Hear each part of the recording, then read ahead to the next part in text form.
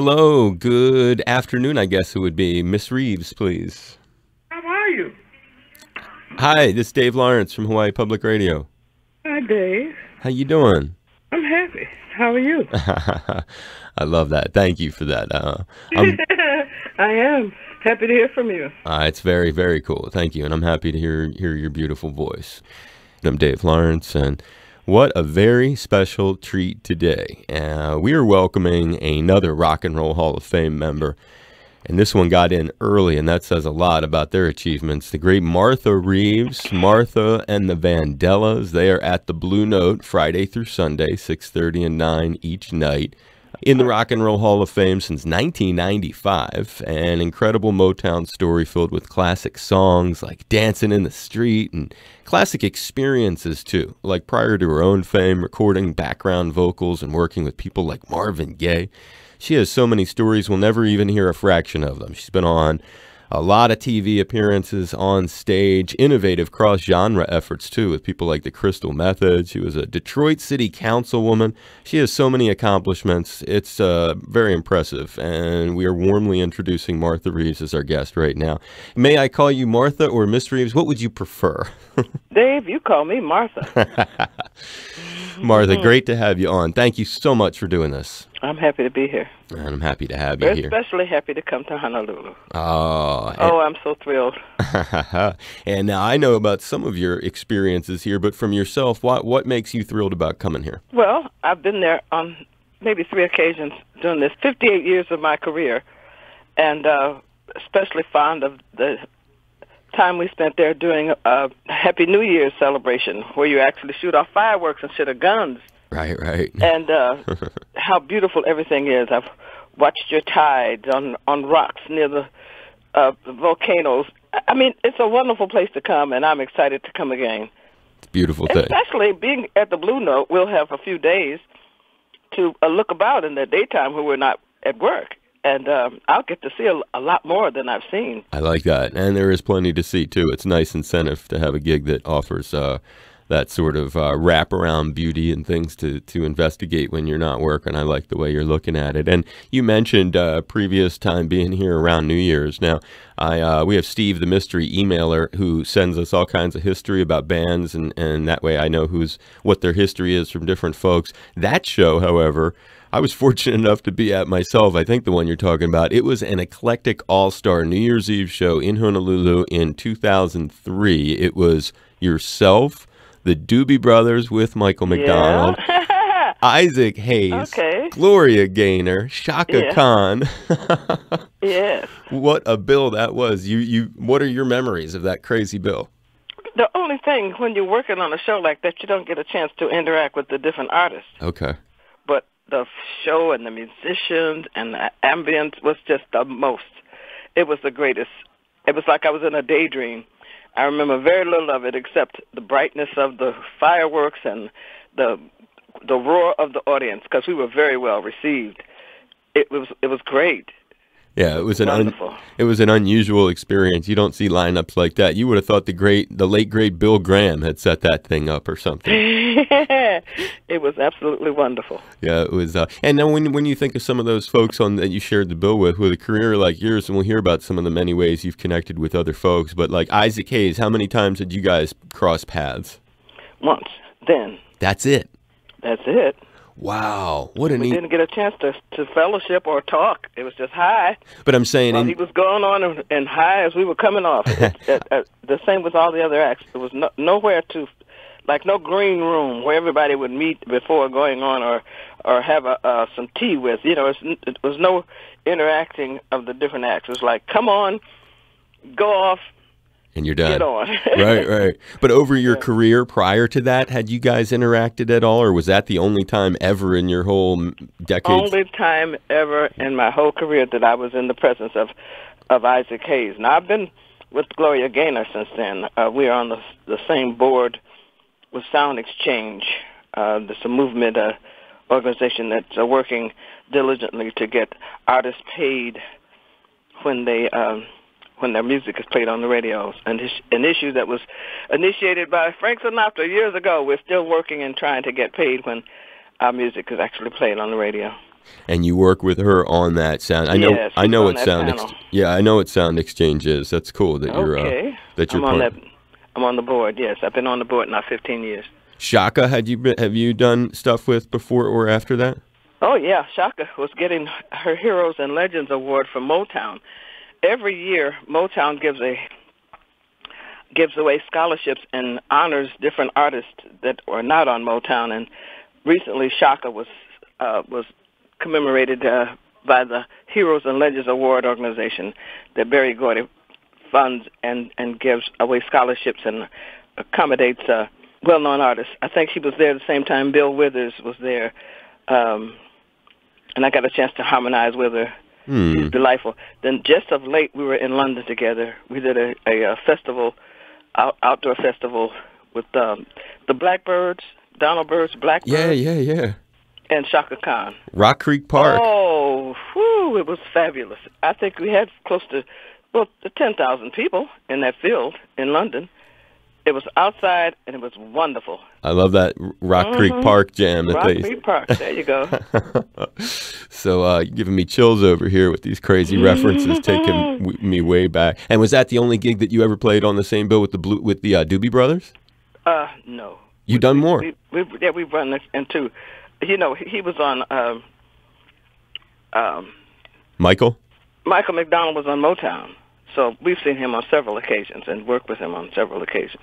You know, your history, when you think about, I mean, we were really lucky. We've had a few Motown artists through on the show, but you have this, there's a power when you speak. I can't even describe it. You have a voice. I know you've heard this many, many times, but it's just like every time you say a word, I kind of like, you know, you just feel it. And you're the good talking to you because she's making me remember some things. You know, I couldn't have imagined who was on that show in 2003 because it was such a flash. You know, it was just so great. It was so fast and quick, and we were out of town the next day.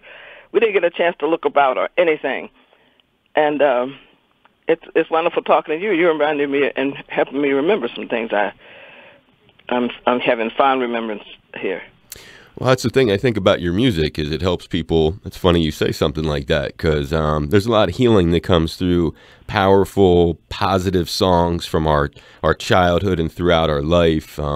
You've kind of delivered many, many of those to us. And when I look at your history, you're the third of 11 children. And from what I read, and forgive me if I have anything wrong, we have to thank, it seems like your grandfather and your parents for both, I guess, your grandfather being a reverend and your parents being active in the church choir and loving music, and then boom, look what we have to thank for it. Yeah. We were the generation before TV, so we entertained each other. Music, we used to sit and watch the radio. Wow. We'd sit there and look at it while the Lone Ranger, the Shadows, Gabriel Heater, other radio shows like that, a Lone Ranger would come on. And we would sit there and watch it. And then when Dad felt like it, you know, he worked for the city water department. And a lot of times of shoveling and fixing broken water mains and working jackhammers, he would come sometimes with his hands a little sore or actually bruised or injured. And he would sometimes take his guitar off the wall. Dad was a preacher's son, but he played a mean blues guitar. He even woodshed it on occasion with Johnny Hooker, who, as a Delphi, we actually backed Johnny Hooker on one of his recordings. I can't remember what recording it is. I don't even know if they released it, but I know I had, through my dad's association with Johnny Hooker, an occasion to sing backup with two other girls for Johnny Hooker. Dad would take his guitar from the wall, and he would play and show us what he learned himself. He was self-taught, and sing. And I imitate Mom a lot because she would sing gospel mostly, but she did idolize Billie Holiday, so I would imitate her when I sang. But they made sure that we could praise and worship with gospel music.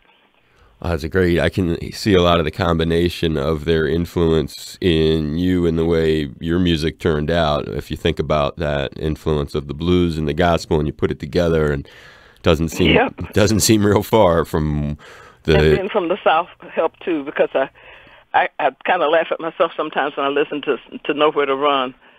I didn't say nowhere to run. I said nowhere to run. And dancing in the street. I did say dancing in the street. So I think about how country I was. And I did attend Lee Strasberg Theater Institute in Los Angeles when I was recording for MCA. And I did get my speech corrected to a degree. But I'm still a little country girl who came from Alabama, was brought to Detroit at the age of 11 months old.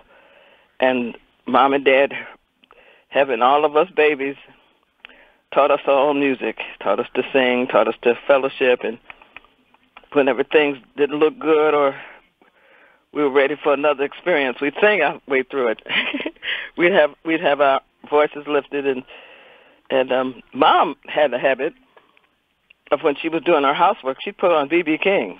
Wow. And while she was working, we couldn't really talk to her. She didn't want us to interrupt her and her sanctuary with B.B. King.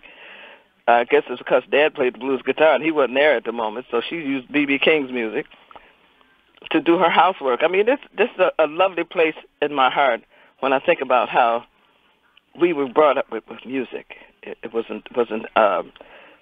We had wars the whole time. The first war I remember is the Japanese bombing Pearl Harbor. The second one was my granddad. The second memory of war, my granddad, Grover, my mom's dad, was in the Second World War. And he told a lot of stories about, in front of the fireplace down in Alabama, he told a whole lot of stories about the war and his experiences as a soldier.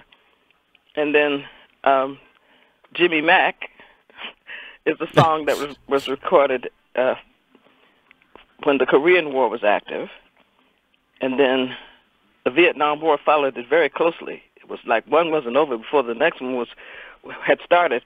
And Jimmy Mack was written during the Korean War and held in the can, mind you, without being released by Howlin' Doja Howlin' until the Vietnam War sort of settled down. And then here came Jimmy Mack, one of our biggest recordings, one of our biggest hits. And I can commemorate the settling of those wars with that song. Someone asked me, who was Jimmy Mack? Well, he's the guy that went to war. Right. And we're waiting on him to come back. I'm singing for all of the women who were left, the widows who were left without their old men, who went to war, called of duty. Incredible that you're growing up with all these conflicts happening in the background, and then when you get to the last one you were talking about there, Vietnam, your voice ends up being among the soundtrack for people who are there as the Robin Williams character in Good Morning Vietnam showed. I mean, you can just imagine there's your voice and cats are over there trying to get through it, and I guess they're listening on tapes, or or did they have records? How would they play music over there? They had 45s and they had 33 and a thirds, okay. And they would lock them in their lockers when they went to battle. And if they weren't careful, somebody would go and take their records. A lot of guys have shared that with me, that our music kept them going. Not just mine, but the Temptations, the Supremes, right? Everything. Sinners, the Four Tops, the Marvelettes, Stevie Wonder, Marvin Gaye, Jackson 5. All of our music has kept our military guys, and I guess from every walk of life. Our music is inspirational music. I love the Motown sound because we have positive messages, and there's stories, and each song has a dance routine that goes with it, that you can remember the time of the dance craze and the time of the current events, or the events that were current at the time. They gave us history in our songs, and it's just a great thing to know that we were on the right track back then, that has lasted all these years, and I'm celebrating like my 58th year of the Motown 60th. So it's been a year of rewards. I've gotten so many awards this year, and I've been asked so many invitations to come and share the history. It's just been great. This has been a good 60th. Well, that's a great legacy of positivity you just kind of mentioned. And when I was introducing you, I think I said before, these are, your songs have been there for a lot of people through. You don't have to have been in the service or war to turn around and lean on one of your tunes or have it. That's right. Have it pick you up when things are sad, or just remind you of being innocent in the backseat of the car with your parents, or whatever it is. When you were talking about that long span of history, it did make me curious. When you were, you've lived through different eras of this country, and in the earliest days of your life, do you have specific memories of the segregated version of America, the pre-civil rights era that you personally had to go through, meaning how it impacted you and your family? Yeah, well, Dad worked when we moved to Detroit. It was for lack of work on Dad's behalf. His oldest brother, had moved to Detroit from Alabama, and encouraged my dad to move because the cotton gin being invented put a lot of black people out of work because they no longer were picking cotton for a fee. So he came to Detroit, and he got a job with Bud Wheeler, the people that make the wheels for the cars in Detroit, and worked his way up to a good city job, not being very well educated because he was one of the victims of work. He had to quit school and work in the fields. That was part of the lifestyle of a lot of the young men and women in the South. Mom managed to get an 8th grade education, but the education was important in the city in order to get a job. But somehow we're blessed. Dad found him a good job for the city of Detroit, and we continued growing and learning and celebrating and watching the changes that happened here in the city. And we're able to withstand a house full of kids, and the wife can't work because she's having babies. Dad took on the burden of employing us and educating us and giving us a good living and keeping us involved in music. All of my brothers and sisters are musical. Right, and you've had at least 2, Lois and Delphine. Is that how you pronounce her name? Yes, but Eudora just passed away, and Eudora was before Delphine. So I've had 3 of my 4 sisters in the band. As Vandellas, yes, in the background, singing. Incredible. What a neat thing. I mean, that is so special. And on that same note of, like, I'm assuming it was parents helping you with this, but of course you'll correct me if I'm wrong. I read that you had a vocal coach in high school who had also worked with Florence Ballard and Mary Wilson of the Supremes. Yes, same music teacher. And prior to that, in my elementary school, Emily Wagstaff had taught me anthems, and she taught me ballads that she loved, songs that from different Broadway plays, because she realized that my mom had taught me to retain lyrics. And she did that dressing my hair or getting me prepared for school or whatever, training me so that I could help her with my other brothers and sisters. And she taught me to retain lyrics. She taught me poetry, and I'll always be grateful. Whenever I'm singing, I can still hear my mama saying, "Sing it, baby. Sing it like Mama taught you." I could still hear. She's in heaven. She and Dad are in heaven. But they put a lasting thing in our heart, music and singing. And you don't just wake up singing like they had in that song. That one of these mornings you're going to rise up singing. It ain't like that.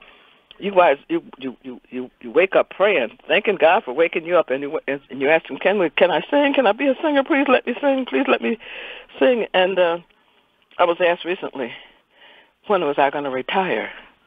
And I didn't really want to tell them not to ever talk to me like that again. I told them I'm a bird, and it's my commission to sing. You don't have to ask the birds to sing. Just open your window. If it's a nice day and it ain't raining, birds will just start chirping. And they don't retire. They just fall off the limb, and I guess that's what I'll do. I'll sing until I can't anymore. And it makes me feel real good to be able to tell people that it's a commission. It's I dreamed and prayed and became, and I'm overwhelmed by how I was able to go to Hitsville, USA with an invitation, mind you. I didn't just think about it. Somebody gave me a card while I was singing in a nightclub as Martha Lavelle and asked me to come to Hitsville, USA. Mickey Stevenson. Mickey Stevenson, William William Mickey Stevenson. That was what's on the card.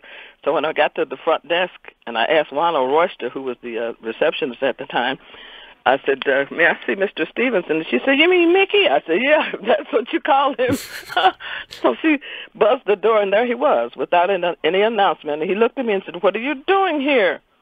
I said, what do you mean? You gave me a card last night and told me to come to this company. He said, yeah, but we have auditions every third Thursday. I'm supposed to take this card and make an appointment for an audition. I tell you what, answer this phone. I'll be right back. And that was my beginning at Hitsville, USA. He was gone 2 hours.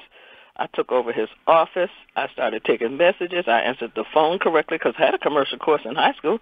I knew how to say, A&R department, may I help you? With people asking me, who is this? But I got through the day. He came back in about 3 hours, and I was indispensable. I had a stack of notes.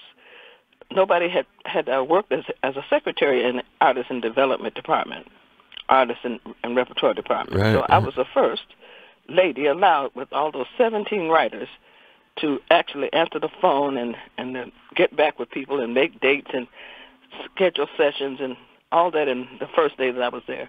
It is just such an incredible, I mean, and how far from, I mean, you get through, that's called putting your foot in the door. And from there, how far is it to you get to back somebody like Marvin Gaye? I guess the Mary Wells doesn't show up for a session, and that's your... No. That's the way that they want to explain it because they don't want to hear the whole explanation. No, tell me the good story. Yeah, Mary was leaving the company.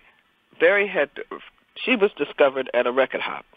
Barry had let her come into his studio and sing a song. She sang to him a cappella at a record hop. Have you had very many record hops? Me? You. I know what they are only through people like you generously telling me. I'm only 48, so there was a whole different thing. Oh, you're a baby. I am. You don't sound like a baby. Forgive me. It's a thrill. Anyway, the gold room of the 20 Grand, where I was discovered, would let producers and directors and record company owners bring their artists in to debut their records. You could take off your shoes, because shoes didn't cost that much, and slide around on the floor in your socks and rate records. It was like, okay, we got this artist, Marv Johnson. He's got a record out, and this is his manager, Berry Gordy. We're going to play it for you. And while Marvin is pantomiming, You Got What It Takes, one of the first #1 records out of Hitsville, this young lady slides up to Berry Gordy and say, I have a song I want you to give to Jackie Wilson, knowing that he had produced a couple of songs on Jackie Wilson prior to Motown.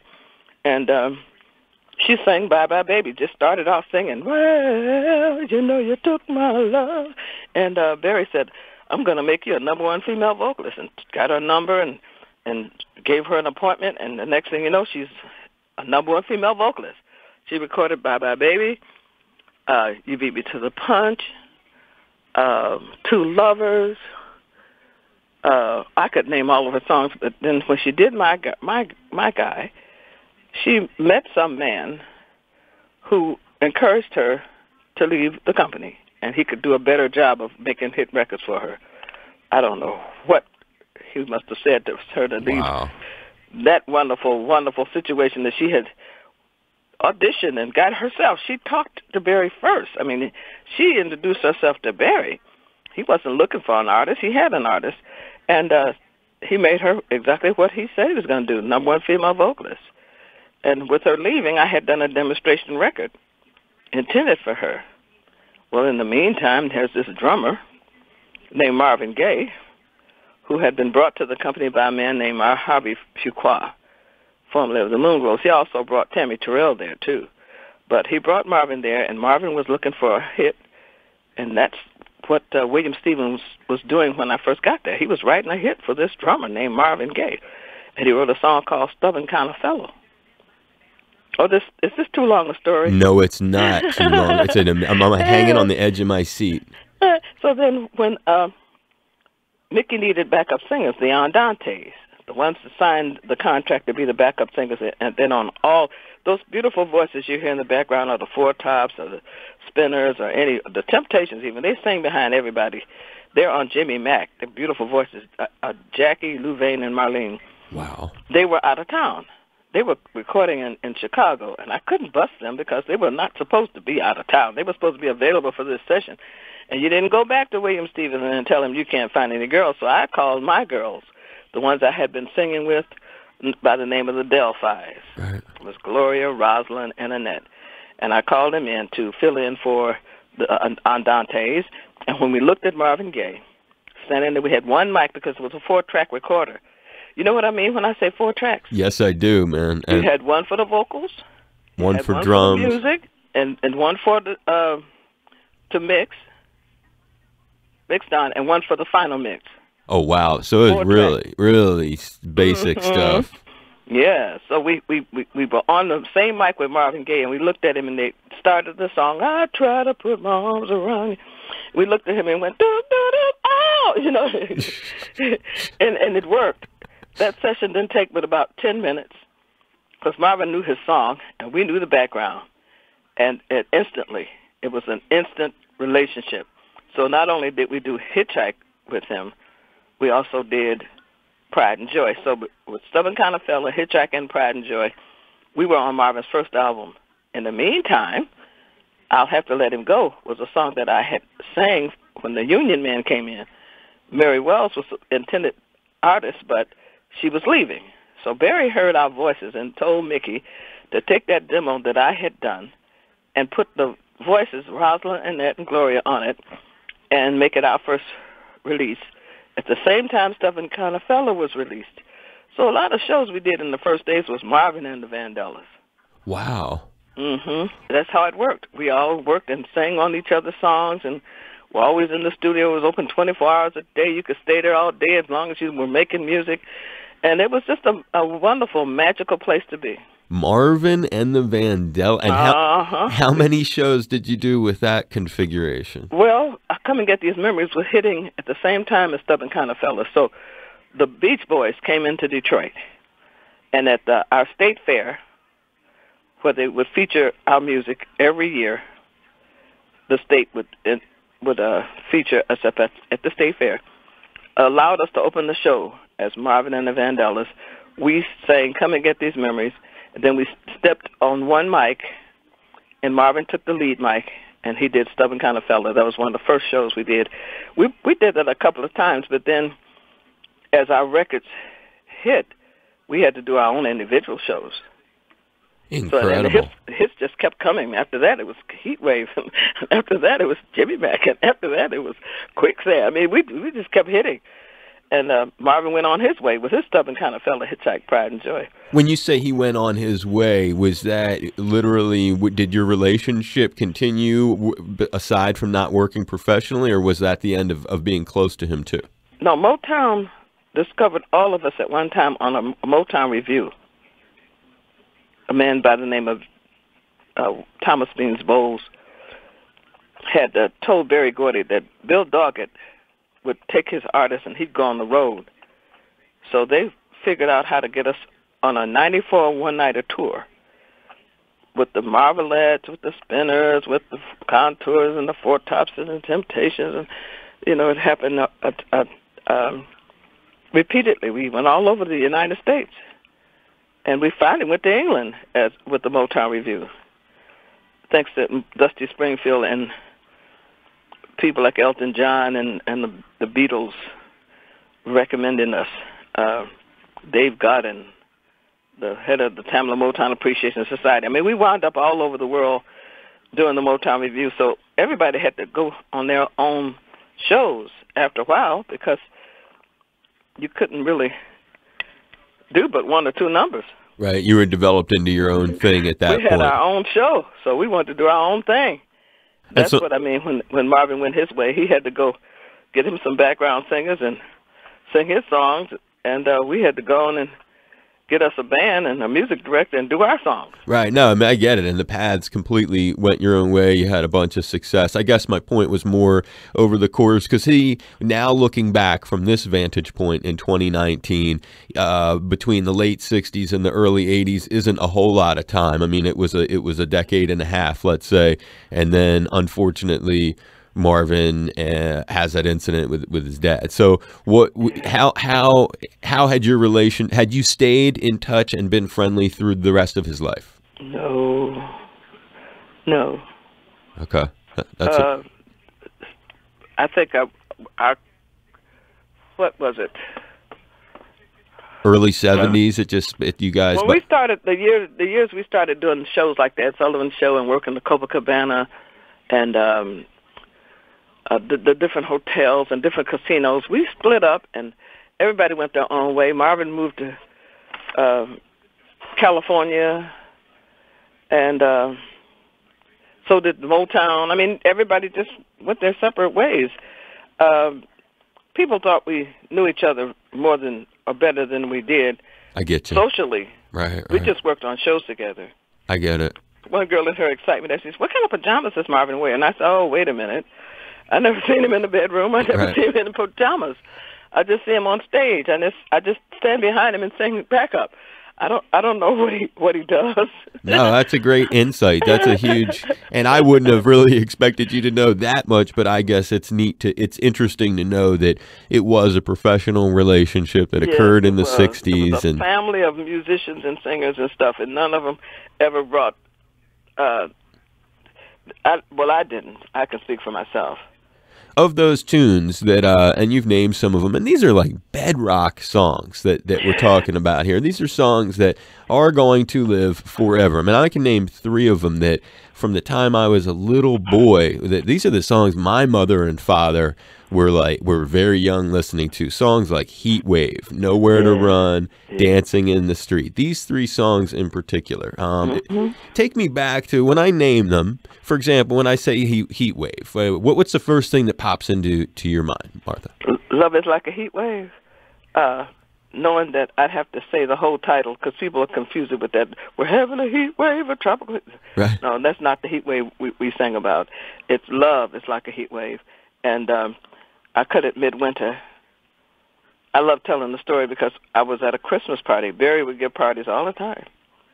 I was at a Christmas party, and Eddie Holland approached me and said, "Come on, Martha, let's go into the studio. We're going to cut a song." And I'm going, "No, I want to be at the party. I've been waiting on this. I bought me a new dress and some shoes that hurt. I didn't really want to go nowhere and cut no record. I want to party." He said, "Come on." So I went over to Studio A from Barry's office, which was just next door, and down some stairs to Studio A. And all I had to do was imitate Eddie because he had one of the prettiest voices. Lord, I loved to hear him sing. And after he chirped out the first verse of it, and Lamont was playing the keyboard, and Brian was teaching the background singers, Rosalind and Annette, the backup, Heatwave happened, and we went back to the party. But this was midwinter. This was Christmas. But, you know, at that time, it took a while for you to put your music in the press and make an actual recording, package it, distribute it, and then get it on the radio and then get it in the stores and whatever. It took a while. And they were just ahead of time, just in time for Heatwave to be a summer release. And some guy in California, some DJ, used it to open up one of his shows, his programs. Says, "No, the temperature is such and such," and it was so hot until people couldn't hardly stand it. And here's a hit record from Motown, and he played Heatwave, and it got us a national play. It gave us our first Grammy nomination. I have a certain place in my heart for DJs. Oh, I bet you do. Playing our music long enough for somebody to go and buy it, and then somebody invites us to come to their town to actually sing it for them. Oh, you know who started this career. God bless you for being such an appreciative person. I can't believe DJ. The lessons you give. You give a lot of lessons in just being kind. I like listening to you. We need more of that. I don't have to tell you. I do not have to tell you that we need more of that. But how about one of my I guess the other 2 are all 3, like I told you. These are the songs that, like, you know, I'm in the back seat, my mother and father in the front seat. We're going to the mall. You just wish you'd do anything to get back to the simplicity, or I would, of my life when I had that security and I was just a little boy, couldn't even drive. They're playing this stuff. Nowhere to Run. What comes to mind? I mean, what's the enduring memory of recording it, or maybe when someone introduces you to it, or when it becomes a huge success? Benny Benjamin had got to be the most profound drummer that I've ever witnessed. He was part Spanish, and he played timbales in front of a snare. A lot of the pickups he does, you can't write them, and you can't really emulate them. You got to know the way he had his drums hooked up. But it starts off like it wakes you up. If you're sitting still, it goes pop, pop, pop, and you wake up and you stand up almost. I have the impulse to want to, every time I hear the intro. I had just gotten over a bout with the flu. And we travel around and, get exposed and come out, wet with perspiration. I'd caught an awful cold, and I was just getting over it when they called and told me, you've got a session at such and such a time and be here. This is after I left my job as A&R secretary. It was when I was on the road, actually, doing my songs. And I get up and I go to the studio, and they give me this song, Nowhere to Run, Nowhere to Hide. I felt just like that. So when you hear it, I'm kind of whining. And I feel real bad that I couldn't have came across a little happier. But then that's the mood for the song. Right, I'm actually saying nowhere to run, nowhere to hide. It's not love I'm running from. It's the heartbreak I know. I mean, I was just so happy that I was able to sing it. I didn't have the fever anymore, but I felt like I was feverish. But it took a couple of takes. It wasn't forever. We didn't have to keep singing it over and over and over. And although Holland Dozier Holland wrote it, Ivy Hunter, who was co-writer with Mickey Stevenson and Marvin Gaye on Dancing in the Street, Ivy Hunter is singing with Rosalind and Betty on Nowhere to Run. If you listen to it, there's a man back there singing. That's a very cool little tidbit. And who's the other voice you said? Ivy Hunter. Ivy Hunter and Rosalind and Betty. Oh, yeah, Betty. Kelly. Right. Mm-hmm. Awesome. And you mentioned something that I don't think a lot of people know. You just kind of, threw it out there as you were talking, and that is, unless people study it, but Dancing in the Street, that's a song that was composed by Mickey Stevenson and by Marvin Gaye, right? And Ivy Hunter. And Ivy Hunter, who you had just named. I mean, this is and that tune. So when they were coming up with it, did they, as it was being written, did they have it earmarked for you yet, or when did you? No. We had a school that we attended when we weren't in the studio. We weren't on the road. We had to attend artist development. The fortunate original artists at Motown were trained. We were trained. We had a school that taught us music theory, taught us choreography from vaudeville, not the modern dances you see today. We actually had steps and routines that were emulating Charlie Atkins from Cole and Atkins vaudeville dance team. We ran into Honey Cole later at the Apollo Theater. He used to be the stage manager at the Apollo Theater. But Charlie and he had a great dance team. That's when tap dancing was the rage. And Charlie taught us dances to go with every song we sang. Every song we have has a dance routine to it. And I'm fortunate to have brought my sister Lois along early, as early as 1968. We had just had hit records in 1962. Lois came in the group in 1968. And she knows all of the steps that Charlie Atkins taught. She's the only one that retained them. So I'm kind of lucky. It's like it's a wonderful plan that worked out swell. Right. I had finished my session with Charlie Atkins, and Professor Maxine Powell was the woman who taught us to be ladies. She gave us social graces. She taught us how to walk and sit and conduct ourselves. She taught us when it's the proper time to speak and how to always be in proper manners. We called her Miss Manners behind her back. But we were taught how to be, because I think we're the first group of people that were ever accepted at lunch counters in different restaurants.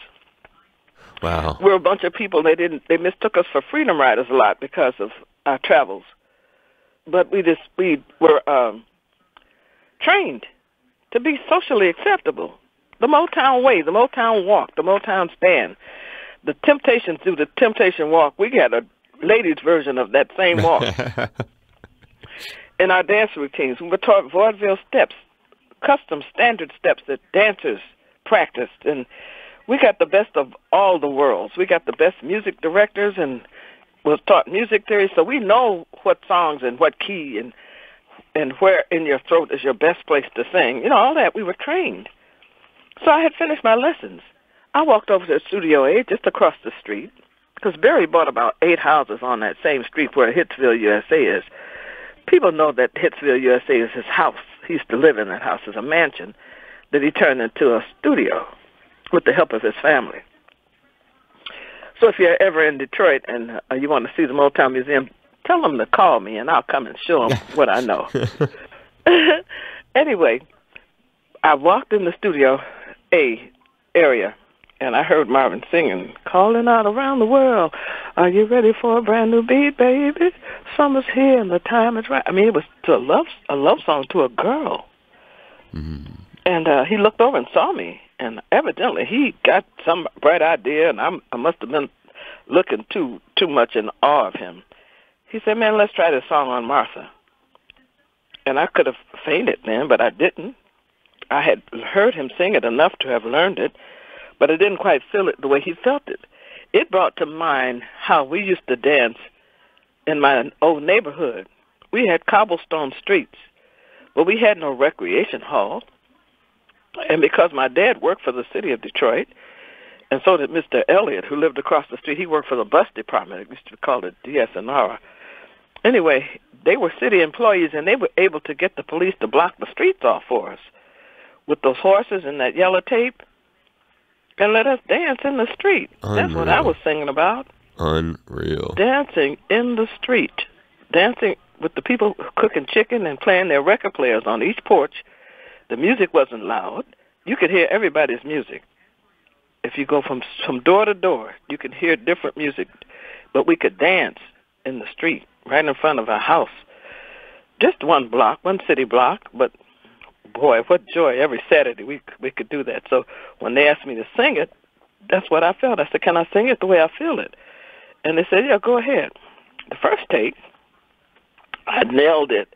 I had it down, and Lawrence Horn, the engineer, looked over and told William Stevenson, Ivy Hunter, and Marvin Gaye that he hadn't turned the machine on. Oh.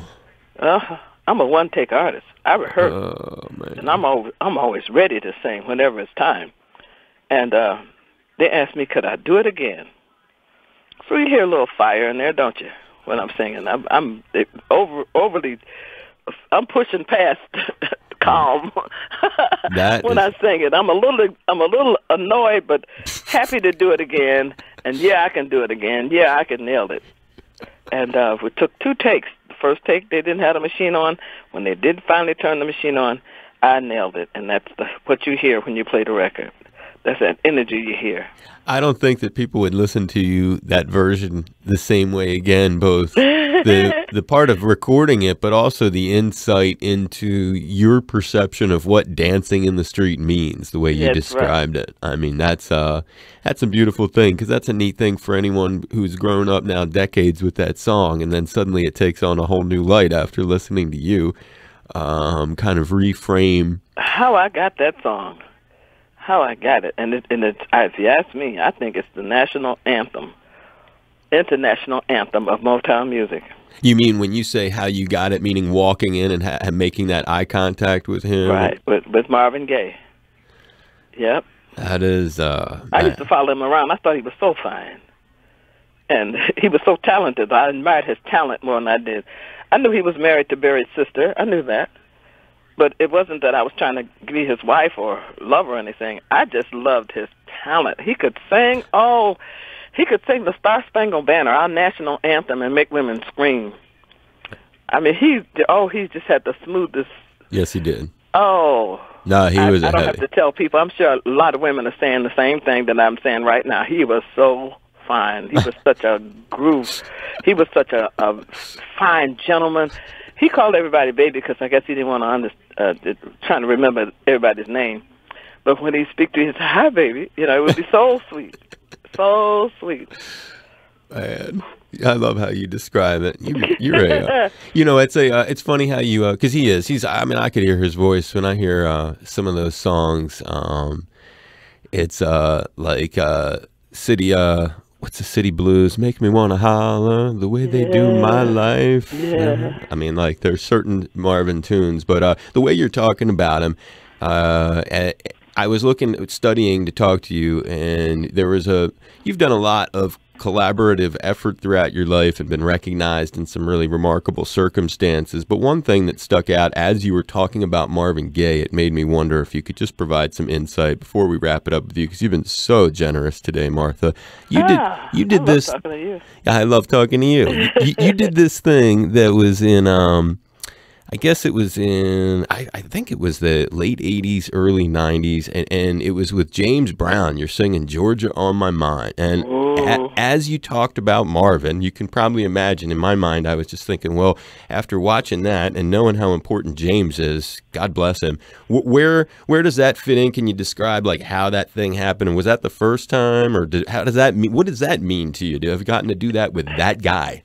It's not in the records of our history, and it should be. We had toured with James Brown, Marvin Gaye, for Motown. James Brown would host artists, and on that one show in particular, we did a show with the Crystals, the Drifters, Godman Ronan, Jimmy Reed. Look at the variety of artists he's got in the different sounds. Yeah. Just One Look, Doris Troy, and if I'm forgetting somebody, God forgive me.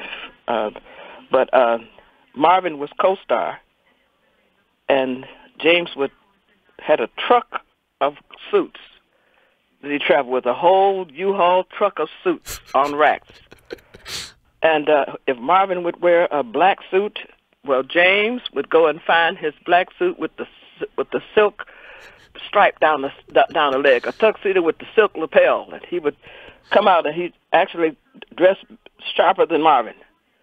Marvin would do his songs, we'd sing back up for Marvin, and then James would come on and do his show. But James made sure that you saw what Marvin had on before Marvin. And this was like a good month, a whole month of traveling with James on his bus and all over the United States. That was one occasion. Then on another occasion, I was one of the queens on a James Brown tour with Mary Wells. Then the second tour we did was with Etta James. We were the queens and he was the king. That, I would love to have had a recording, of that, taping of that, a video of that, but it wasn't videotaped. All I can do is remember that.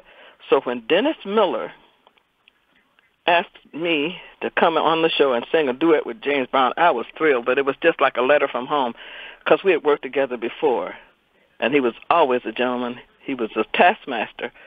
He made his band play. Oh, he was on his band members, and they had to play as good for us as they did for him. He would find them if they hit bad notes, and he would signal to them as he was dancing. He would show his hand. He'd show his hand and flash his hand, and each time he flashed, it would be $5, exactly, $15, $20. I don't know if you ever heard that about him. Oh yeah, I mean, I've heard him sing it. I've heard him turn around and go, "That'll be $5." So he would occasionally say it. Yeah, so he made them play our music just as well. And when we did the show with Mary Wells, and then we did the show with Etta James, we became his queens. So I was thrilled when Dennis Miller asked me to be on that show with him, and that's a tape that I'll always remember. He's got duets with other women, but I think we were favored one with the other. I mean, it looks like we were trying to actually hook up because I was sweet to him, and he was so sweet to me. Even when I said he was from Atlanta, he said, no, I'm from Augusta. Even in the song, he corrected me, but it was wonderful. What a thrill. Augusta, GA, man. The Godfather of Soul. Yeah, you're not kidding. I mean, I'm glad that it means that much to you. You're still That just says a lot, and that's what it looks like when you're looking at it too. It has that kind of he meant the world to me. I did one phone interview with him one time in 1998, and I treasure it, and have seen him many times. And was that your only, after that incident, was that the last time that you got to spend some time with James? Yes, that's Incredible. the last time I got to be in his presence, be in the same town with James. What a beautiful thing, and that's what a great but story. You know, at that same time, Eddie Kendricks was backstage of that Dennis Miller show, and I got a chance to talk to him when he was on his way home. Right. And he passed away like about a month later. Unreal. So that was that Dennis Miller show. Eddie was backstage. He wasn't on the show. He was just in town. And I got a chance to come off stage and sit with Eddie. And Eddie was getting ready to fly back to Atlanta. And, that's a powerful night. That's a memory. No, I mean, these are cats, and he had been such a critical figure in those early years. Yeah. And just that, as we wrap it up with you, there's Dancing in the Street. Do you have any favorite version that anyone else had done besides yours when you think of that song? When I perform it, I always remember the people who gave me the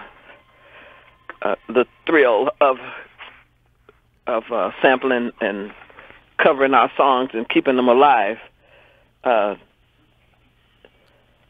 Dancing in the Street is one that they did the most. I've heard several versions of Nowhere to Run, and I've heard a few people sing Jimmy Mack. But Dave Bowie and Mick Jagger raised so much money for Live Aid.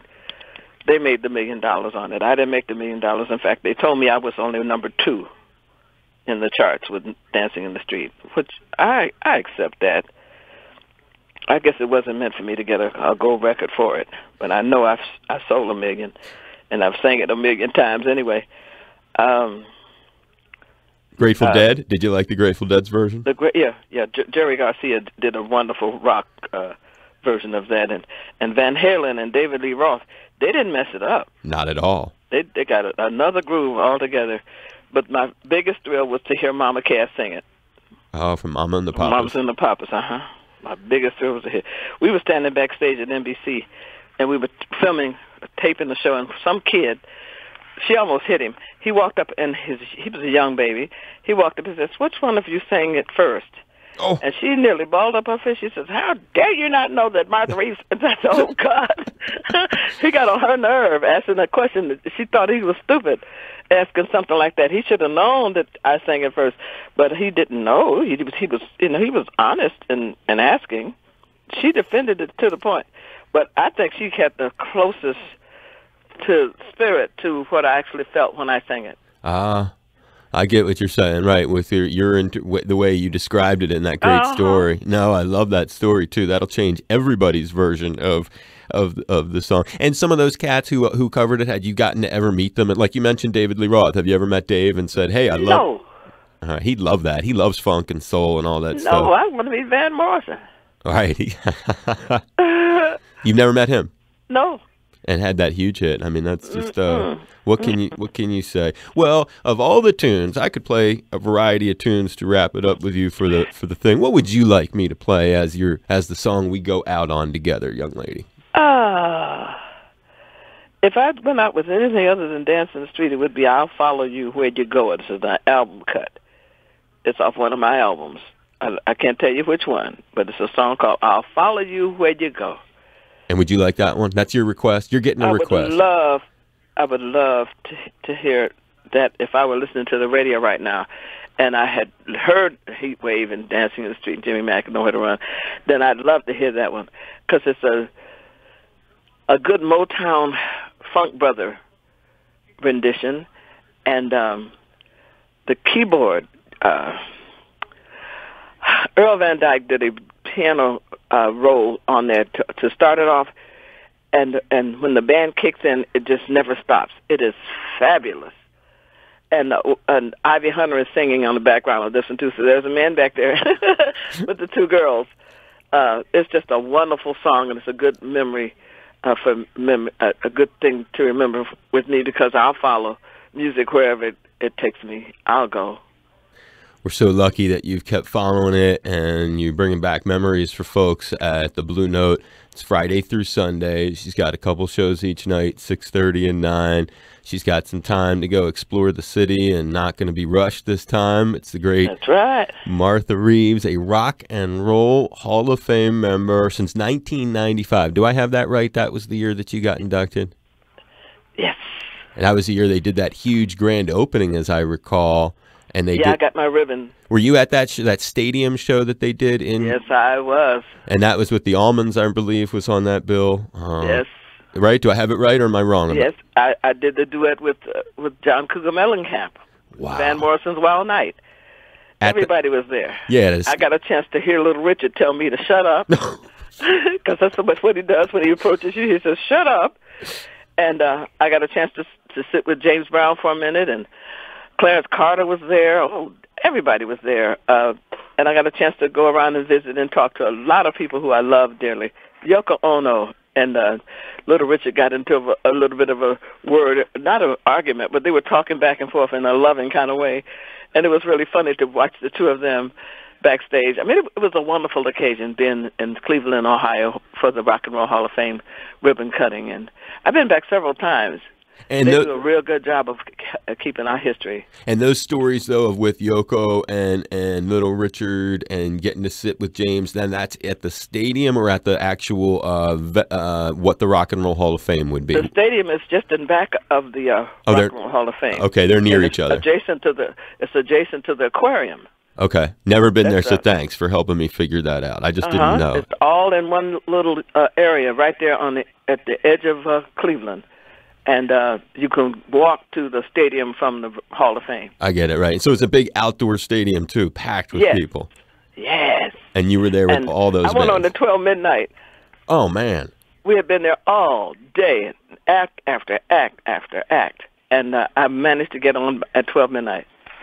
Wow, and I bet everybody was watching you, too. Jackson Brown wore me out. That came and sang back up with me. He sang with you? Yeah. They sang back up with me. Any other big collaborations that I'm missing about what you did that night? Other stars working with you? Oh, Al Green was there, and just walking past, I had to correct him. He said, "Hey, Miss Vandell." I said, "No, Ms. Reeves." I'm Martha Reeves. Exactly. And I cracked up because I'd never met him before. I didn't know him, but it was a beautiful place to be. You're a beautiful woman. Wonderful place to be. Beautiful woman. I'm so grateful that you would. I hope you had fun today. I hope this kept your mind interested. Oh, yeah. I'm still anxious to come to Honolulu. I'm still anxious. Although I've told everything I know, I'm still anxious to come and enjoy and sing our songs. We're going to be really grateful to have you. And okay. I'm giving you hugs and high fives. Okay. And come on see the show. I'm definitely going to come see the show. And I'll try to drop. One of those nights. I will come over and see the show. Maybe I can come back and say hi real quick when I'm in. That'd be nice. When you're in town. Sometimes our announcers come in and actually announce us on the stage. Well, if the balloon come up and say, "Hey, this is Dave Lawrence from WHP HR." Well, I'll ask the Blue Note if they want me to do that for you. Well, you ain't got to ask the Blue Note. Just the night you come, that'd be your night. Aw, you're a sweetie pie. I'm serious. They used to always welcome us. It wasn't the club owners. It was the station. Sometimes we would have comedian MCs, but most of the time it would be the DJs. Bless your heart. I look forward to meeting you, Dave. I look forward to seeing you, too, and meeting you. All right. Be safe, Martha. Thanks for doing this. Okay, God bless your heart. You too. Bye-bye. Okay, bye-bye.